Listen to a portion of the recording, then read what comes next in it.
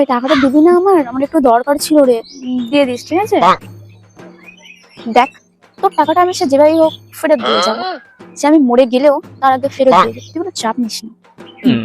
আচ্ছা ঠিক আছে ঠিক আছে ঠিক আছে, দিয়ে দিস তুই। Many months later. দেখ 2 মাস তো হয়েই গেল প্রায়, তুই আমার টাকাটা দিয়ে দে না রে প্লিজ, আমি হাত জোড় করছি। আরে মাত্র তো 2000 টাকা, তুই এর জন্য এইসব করছিস? দেখ তোর কাছে এই কটা টাকা হতে পারে, কিন্তু আমার কাছে অনেক টাকা রে। আমি মরে যাওয়ার আগে আমি তোকে টাকাটা দিয়ে যাবো, মরে তো যাচ্ছি না। আচ্ছা ঠিক আছে, চাপ নিস না বেশি, দেখ চাপ নিস না, যা যা, ঠিক আছে।